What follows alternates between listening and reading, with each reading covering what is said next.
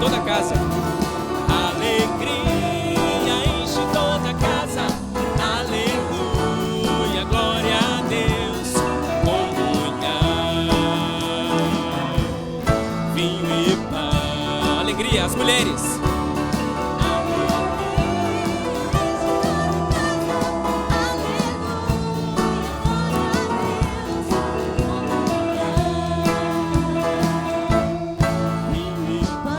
Homens, me ajudem. Alegria. Alegria enche toda a casa. Aleluia, glória a Deus. Comunhão, vinho e pão. E todos juntos. Alegria enche toda a casa. Aleluia, glória a Deus. Comunhão, vinho e pão. Amém? Amém. Coisa boa. Continuando louvando o Senhor. Veja só, na semana passada nós começamos aqui a nossa nova série de cânticos, né? E cantamos pela manhã e pela noite uma mesma música. Hoje não vai ser diferente. Então chegou o momento de você aprender uma nova canção de louvor ao nosso Deus, de gratidão a Ele. Essa canção se chama Rio de Amor. E na verdade ela está baseada num salmo que diz o seguinte, né? O refrão diz o seguinte: se eu subir ao céu ou descer ao mar, tua presença me envolve onde quer que eu vá, seja onde for, ali tu estás. Então nós podemos ter essa certeza, a convicção total de que o Senhor está conosco em todo o tempo, não é isso? Nós aprendemos isso pela manhã agora, né? Com o Neuber falou sobre isso na EBD aqui dos adultos. E você vai agora cantar também essa canção, aprendendo junto conosco. Vamos fazer da mesma forma que a gente fez, Juan. Mais do que riqueza.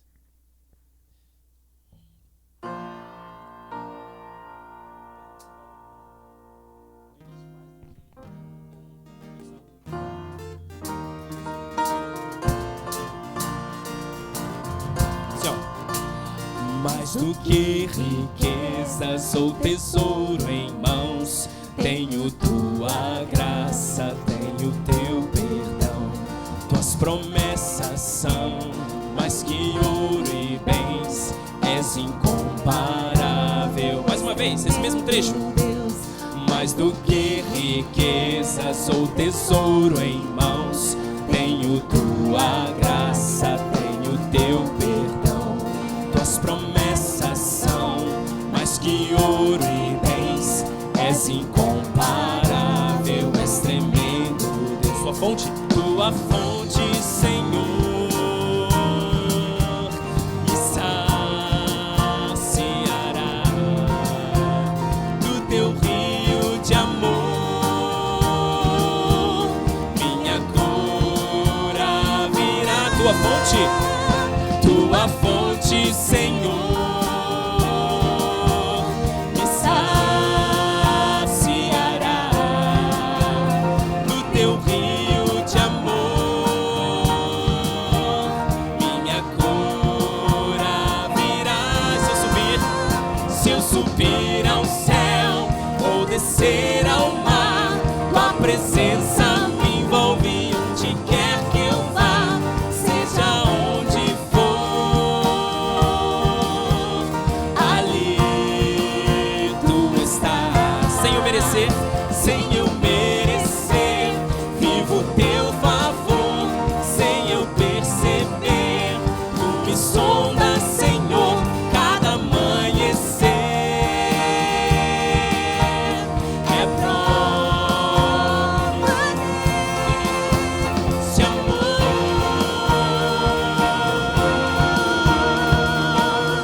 Tem palmas também. Vamos no início mais uma vez. Mais do que riquezas ou tesouro em mãos, nós temos a graça e o perdão do Senhor.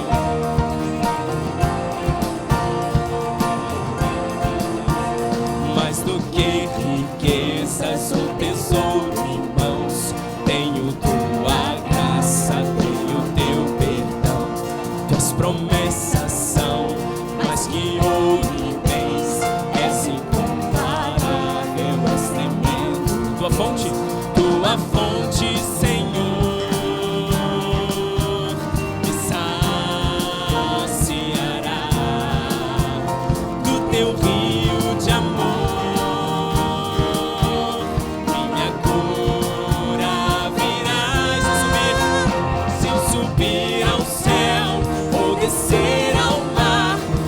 presença me envolve onde quer que eu vá, seja onde for. Ali tu estás, sem eu merecer, vivo teu favor, sem eu perceber. Tu me sondas, Senhor, cada amanhecer. É prova desse amor.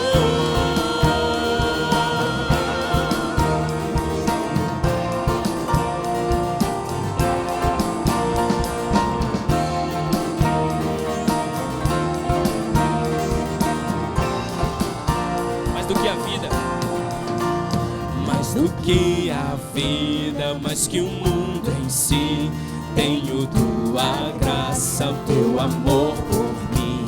Me cercaste em volta, me puseste a mão. És um Deus supremo, grande em compaixão. Tua fonte, Senhor, me saciará do teu rio de amor. Minha cura virá se eu subir ao céu ou descer ao mar. Tua presença me envolve onde quer que eu vá, seja onde for. Ali tu estás, sem eu merecer, vivo teu favor, sem eu perceber. Tu me sondas, Senhor, cada amanhecer. É prova desse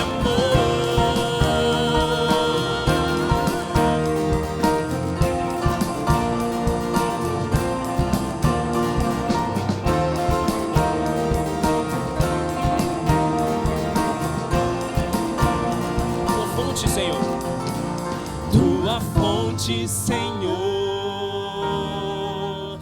me saciará do teu rio de amor. Minha cura virá, tua fonte, Senhor, me saciará do teu rio de amor. Minha cura virá se eu subir ao céu ou descer ao mar. Tua presença me envolve onde quer que eu vá, seja onde for. Ali tu estás, sem eu merecer, vivo teu favor, sem eu perceber. Tu me sondas, Senhor, cada amanhecer. É prova desse amor.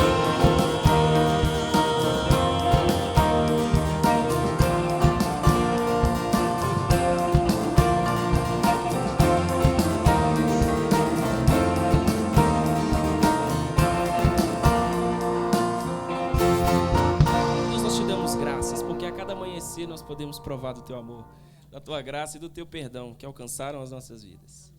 Nós te damos graça, Deus, porque o Senhor é bom em todo tempo o Senhor é bom e misericordioso para conosco. Ainda que não mereçamos, a tua graça, Deus, que invadiu o nosso coração, é majestosa, é maravilhosa. Nós te damos graças por isso. Recebe o nosso louvor, a nossa gratidão a ti.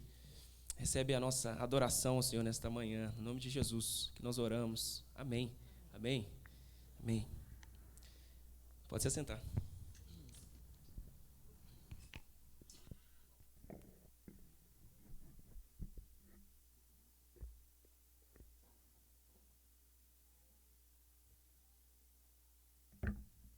Pega uma água para mim. Amém. Amém. Boa manhã a todos. Está todo mundo me ouvindo bem aí atrás? Ah, graças a Deus. Alegria enorme receber o irmão Marcos aqui, ele está por aí, né? Tá. A família, muito bom vê-los, bom ver também alguns visitantes. Muitos irmãos da nossa igreja estão ainda, aliás, começaram agora o período de férias, né? Então a nossa igreja está um pouco esvaziada hoje. A turminha está descansando, não é? Mas nós estamos aqui e Deus vai falar conosco um pouco mais.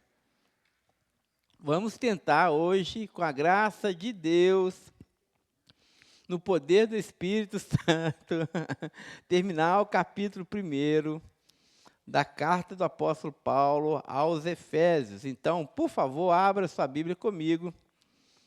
Carta do apóstolo Paulo aos Efésios, capítulo 1, a partir do verso 19. Nós estamos numa série de reflexões, na verdade, no estudo do livro de Efésios, pensando acerca da nossa igreja sustentável.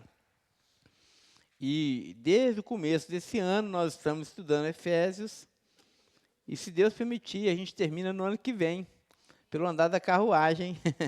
A gente deve terminar o ano que vem. Nós estamos ainda no capítulo 1, e nós vamos fazer a leitura a partir do verso 19, lembrando que a partir do verso 15 o apóstolo Paulo introduz a sua oração em favor dessa comunidade, e ele faz alguns pedidos a Deus, sobretudo para que essa comunidade possa conhecer o amor de Deus, para que essa comunidade também tenha os olhos espirituais abertos para que recebam sabedoria e entendimento da parte de Deus, para que essa sabedoria e esse entendimento possam promover um crescimento espiritual entre os irmãos.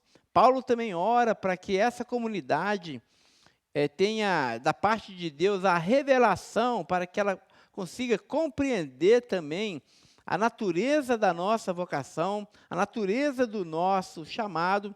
Nós nos debruçamos sobre essa parte de forma muito enfática e vimos que essa revelação é obra exclusiva da graça de Deus.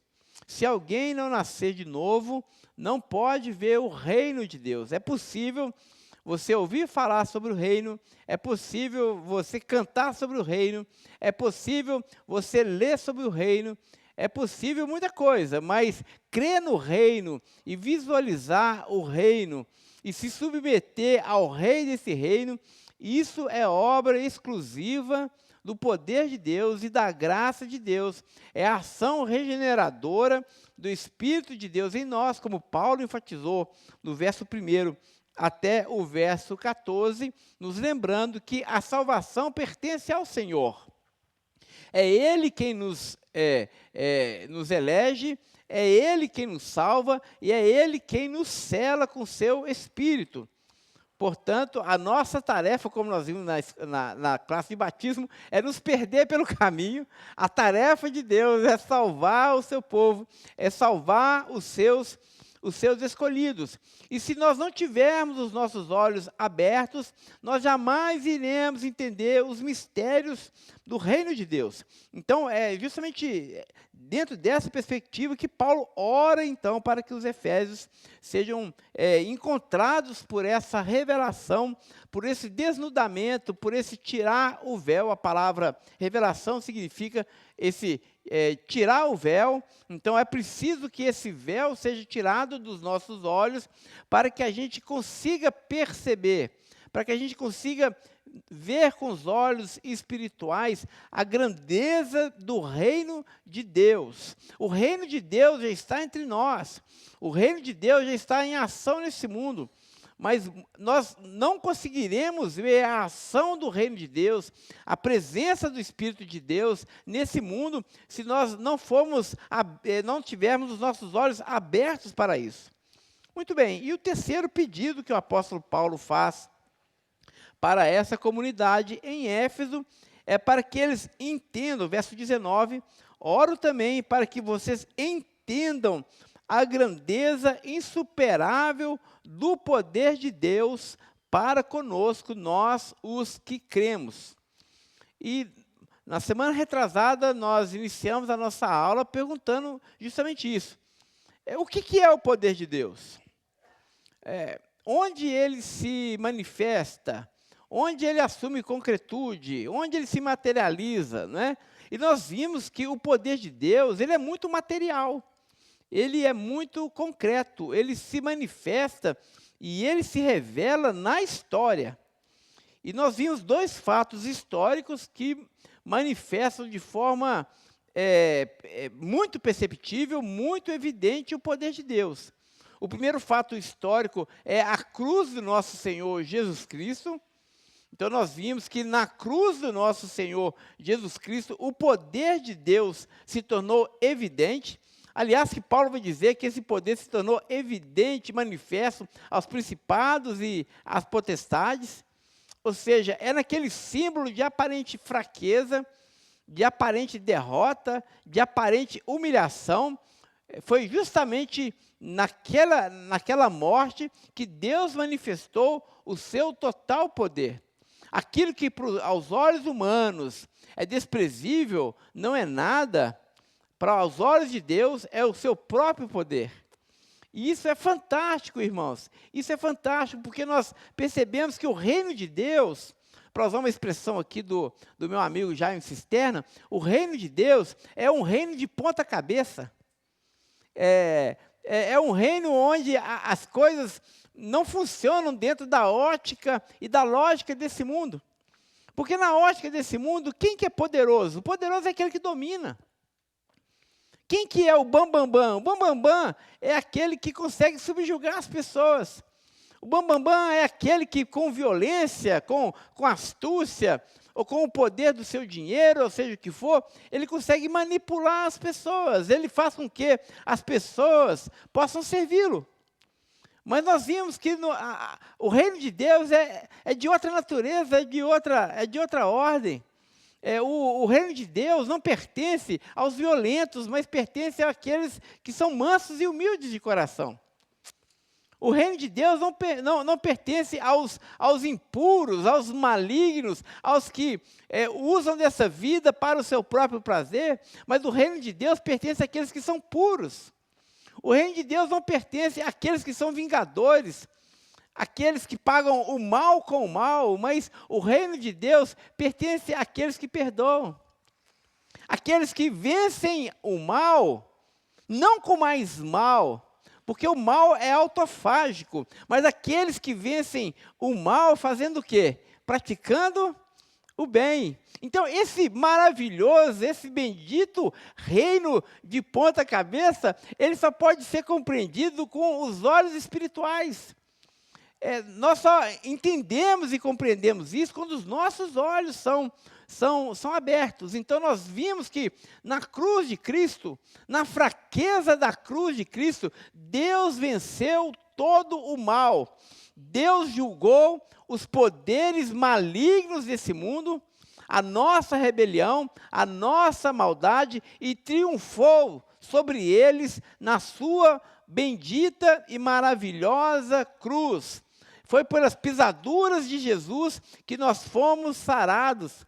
Foi pelas pisaduras de Jesus, foi pelo sangue da cruz de Cristo que nós fomos reconciliados. Foi pelo sangue da cruz de Cristo que nós recebemos agora o poder de Deus para vencer o pecado, para rejeitar tudo aquilo que Deus rejeita, e para amar e abraçar tudo aquilo que Deus ama e tudo aquilo que Deus abraça. Portanto, a cruz de Cristo é para nós essa dádiva de Deus que nos une ao Senhor. Nela, o poder de Deus destronou definitivamente todo o principado e toda a potestade. Os reinos desse mundo agora, como diz lá em Apocalipse, passou a ser do nosso Senhor e do seu Cristo. Então nós temos aqui o poder de Deus. Paulo ora, eu oro para que vocês compreendam o poder de Deus. Esse poder então tem essa dupla face. A primeira face da morte do nosso Senhor Jesus Cristo, e nós já vimos isso. E a segunda face desse poder de Deus, que é também concreto, que também é histórico, é a sua ressurreição. O túmulo está vazio, meus irmãos. a morte não conseguiu deter e nem poderia deter o autor da nossa vida. Jesus ressurgiu dentre os mortos. Ele está vivo e vivo para sempre.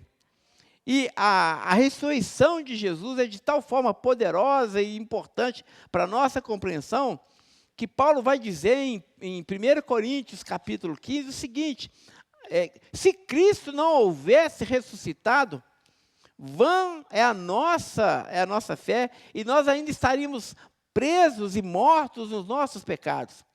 Portanto, o túmulo vazio é a validação da cruz de Jesus. Portanto, morte e ressurreição coexistem como uma tarefa só, cumprida por Jesus. O Cordeiro de Deus que tira o pecado do mundo morreu. Mas o leão da tribo de Judá, que estava morto, ele ressurgiu e ele rugiu para devorar a morte. Foi na ressurreição do nosso Senhor Jesus Cristo que a morte foi devorada. Foi na ressurreição do nosso Senhor Jesus Cristo que a morte morreu. Irmãos, Jesus matou a morte na sua ressurreição. E é isso que Paulo está dizendo aqui. Eu oro para que vocês, verso 19, para que vocês conheçam e entendam a grandeza insuperável do poder de Deus para conosco, nós que cremos. Continuando a leitura, esse é o mesmo poder grandioso que ressuscitou Jesus Cristo dentre os mortos e o fez assentar-se no lugar de honra à direita de Deus nos domínios celestiais. Como eu disse, a morte não pôde deter e não conseguiu deter o autor da vida. Jesus, portanto, na sua ressurreição, ele inaugurou agora uma nova fase da humanidade. Porque o apóstolo Paulo vai dizer em Efésios capítulo 2, nós vamos estudar, se Deus permitir o nosso próximo encontro, né? Ele vai dizer que nós estávamos mortos em nossos delitos e pecados, mas Deus, por causa da sua bondade, por causa da sua graça, nos deu vida juntamente com Jesus. Ou seja, da mesma forma que Jesus ressuscitou dentre os mortos e agora está assentado à direita de Deus nos lugares celestiais, Paulo vai nos ensinar dizendo que nós também, assim, morremos em Jesus e participamos da sua morte, para que também nós pudéssemos agora ressuscitar com Ele e participar da sua vida. Ou seja, nós agora, nesse exato momento, opera no nosso coração, opera na nossa natureza a beleza da ressurreição de Jesus Cristo. Irmãos, e essa ressurreição ela é de tal forma magnífica, e permita aqui tentar explicar um pouquinho mais sobre ela. Eu vou usar aquilo que o Tim Keller chama de a grande reversão. E eu falei disso no domingo passado, na nossa pregação à noite. Jesus de Nazaré é a própria vida encarnada de Deus. E ele andou por esse mundo sendo cheio do Espírito de Deus. E ele andou por esse mundo fazendo toda a sorte de sinais e de maravilhas, né? E nós temos, por exemplo, Jesus curando um leproso. Nós vemos os relatos de Jesus ressuscitando mortos, né? E aqui é muito interessante porque existia uma crença em Israel, na verdade, era um ensino do Antigo Testamento, né, muito consolidado, que dizia o seguinte, que um homem jamais poderia tocar um leproso. Porque se você toca um leproso, você se torna impuro. Então, uma pessoa leprosa, ela tinha que ficar afastada da comunidade de Israel. Eles tinham lá os lugares de afastamento. E essa pessoa era obrigada, quando alguém fosse se aproximando de forma desavisada dessa pessoa, essa pessoa era obrigada a gritar de longe, leproso, leproso, para que ninguém se aproximasse dela. A roupa do leproso era imunda, ninguém podia sequer tocar na roupa do leproso. Então, note a natureza de alienação, a natureza de exclusão de uma pessoa que tinha lepra. E a palavra do Senhor diz de uma forma muito clara que Jesus curou o leproso. Mas Jesus não curou o leproso de longe, não é? E ordenando para que o leproso fosse curado. Absolutamente, o que Jesus fez, irmãos? A palavra do Senhor nos ensina que Jesus tocou no leproso. E o toque de Jesus curou aquela lepra. Mas na lei de Israel dizia, se você tocar num leproso, você vai se tornar impuro, você não pode tocar. É impuro, você... E aliás, que falando em questões médicas, se você toca no leproso, você tem um sério risco de se tornar leproso também. E nós sabemos que a lepra é uma das grandes figuras do Antigo Testamento para o pecado. Né? Essa ideia da lepra traz essa imagem também do pecado, porque é isso que o pecado faz com o ser humano. Torna o ser humano leproso, torna o ser humano impuro. Afasta o ser humano de Deus, aliena o ser humano do seu próximo também. Mas o que Jesus faz diante do leproso? Ele toca no leproso. E o que acontece? Acontece aquilo que o Tim Keller chama de a grande reversão. Porque ao invés do leproso tornar Jesus imundo pelo seu toque, ou Jesus ficar imundo a partir do toque ali com o leproso, o que acontece é justamente o contrário. É o leproso que se torna limpo. É o leproso que fica curado. Isso é fantástico. Aí o Tim Keller vai dizer, essa é a grande reversão do poder de Deus que está em curso nesse mundo, nesse exato momento. Jesus veio nesse mundo, meus irmãos, e nos encontrou no nosso estado de lepra, nosso estado de alienação, nosso estado de afastamento da vontade de Deus. E Ele se identificou conosco. Ele se identificou com as nossas misérias ali na cruz do Calvário. A palavra de Deus vai dizer, Ele tomou sobre si as nossas dores, as nossas enfermidades. Paulo vai nos ensinar que Jesus se fez pecado por nós na cruz do Calvário. Ele se tornou maldição no nosso lugar, ou seja, a lepra foi apegada literalmente a Jesus de Nazaré. Mas olha só o que aconteceu a partir da ressurreição. Ao invés da lepra tornar Jesus impuro, porque ele era o santo Cordeiro de Deus imaculado, não é? Sem pecado, ao invés da lepra tornar Jesus impuro e inaceitável diante de Deus, ao ressuscitar dentre os mortos, houve a grande reversão. Jesus, então, não apenas continuou sendo santo de Deus, o inculpável diante de Deus, como ele também está agora renovando e purificando todas as coisas.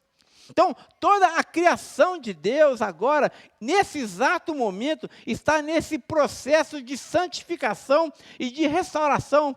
Isso acontece na criação de Deus, mas principalmente, isso está acontecendo nesse exato momento nos nossos corações.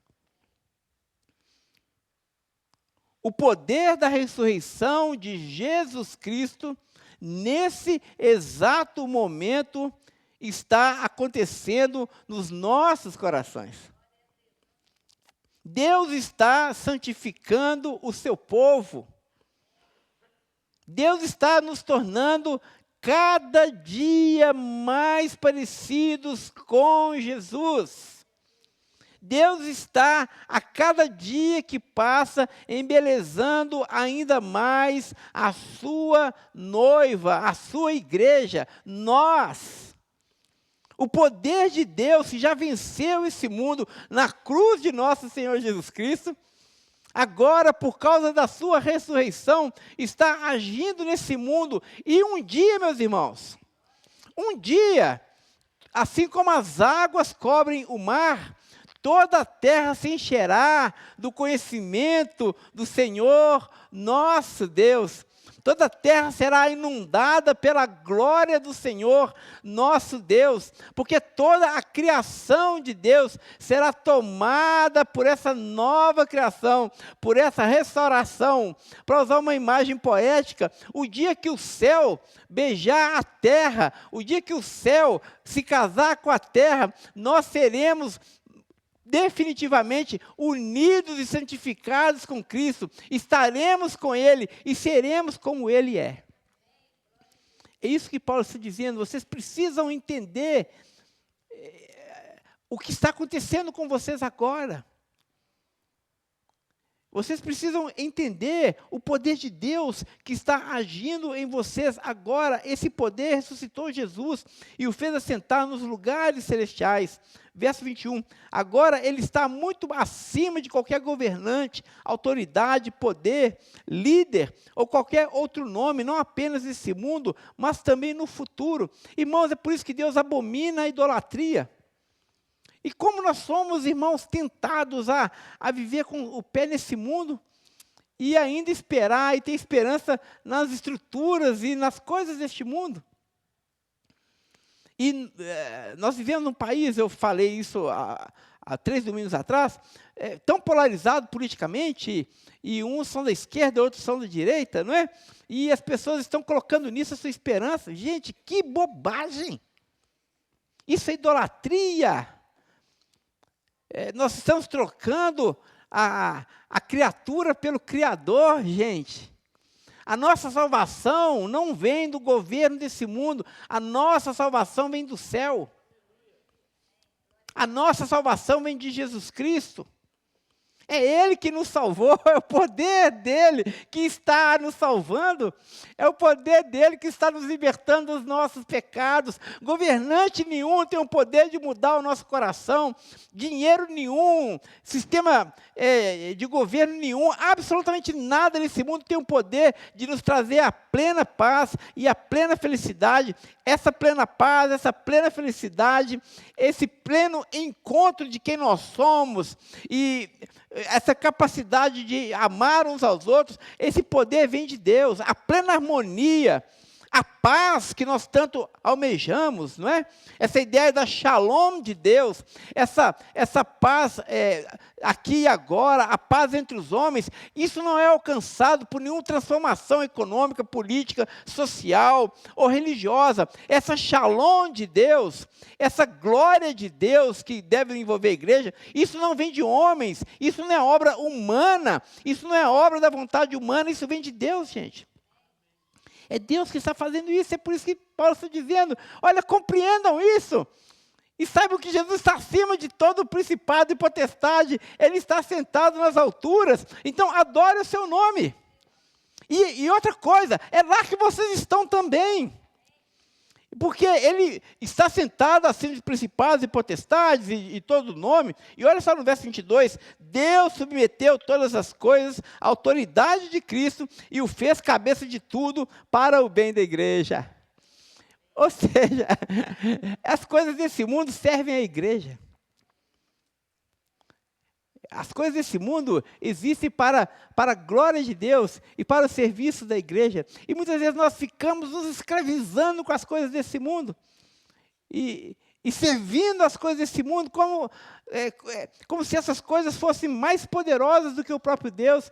O que o Paulo está dizendo é que essas coisas servem à igreja. Deus submeteu todas as coisas à sua autoridade para o bem da igreja.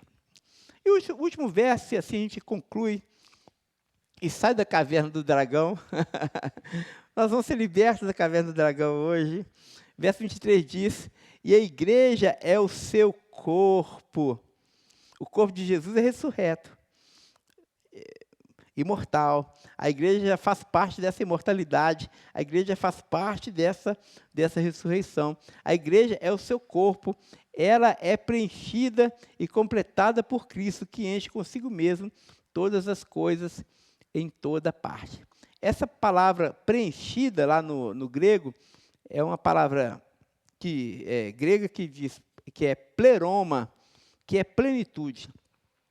E aqui nessa estrutura gramatical, ela pode ter 2 significados. O primeiro significado e a primeira leitura que a gente poderia fazer desse texto. É como se Paulo estivesse dizendo que Cristo, na voz aqui passiva, é como se a igreja fosse preenchida por Cristo. Na minha tradução, o tradutor escolheu essa possibilidade. É como se a igreja existisse e Cristo enchesse a sua igreja com o seu poder. Então, a igreja, de forma passiva, recebe esse enchimento e esse empoderamento da parte de Deus a partir da nossa posse por Jesus Cristo. Então, Cristo nos preenche. Então, existe essa possibilidade.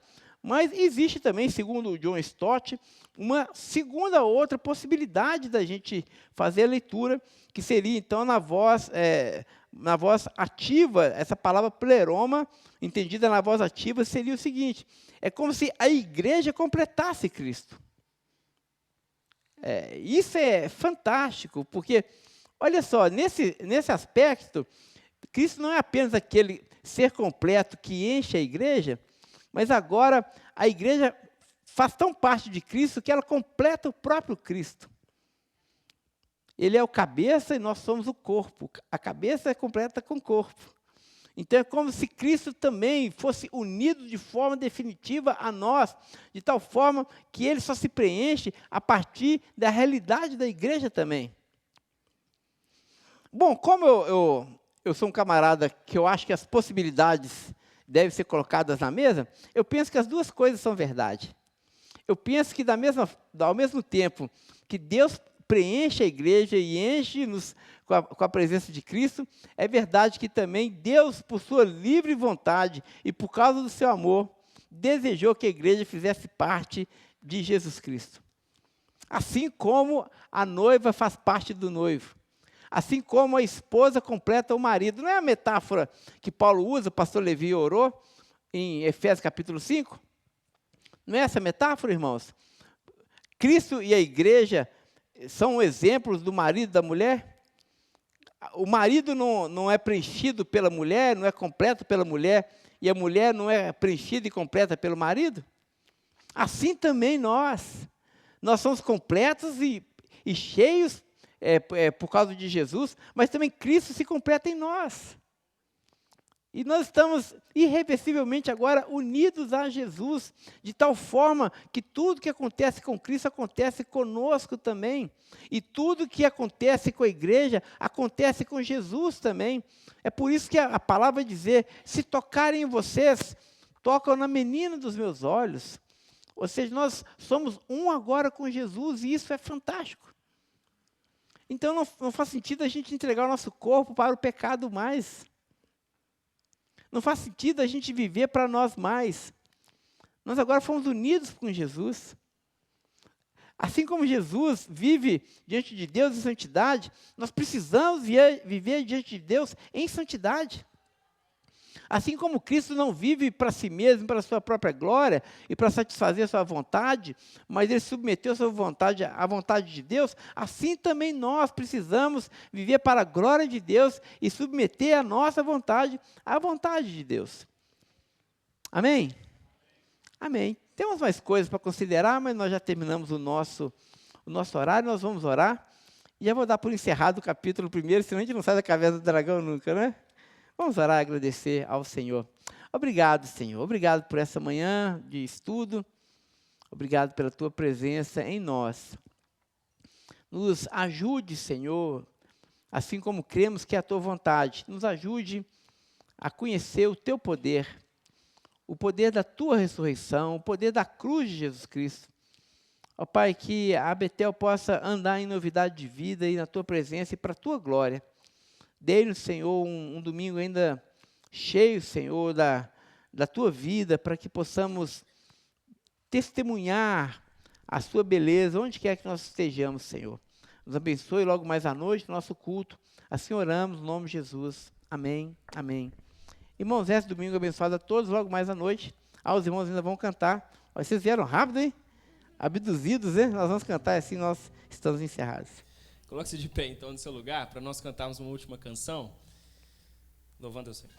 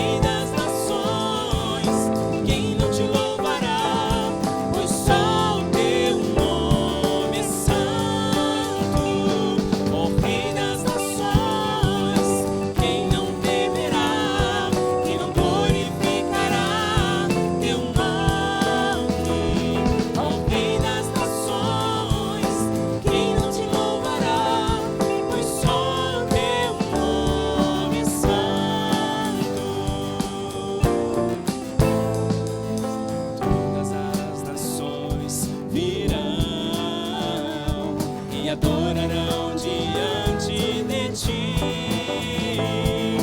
pois os teus atos de justiça se fizeram manifestos. Todas as nações virão e adorarão diante de ti, pois os teus atos de justiça se fizeram manifestos. Ó Rei das nações, quem não temerá, quem não glorificará teu nome? Ó Rei das nações, quem não te louvará, pois só o teu nome é santo. Ó Rei das nações, quem não temerá, quem não glorificará teu nome? Ó Rei das nações, quem não te louvará, pois só o teu nome é santo.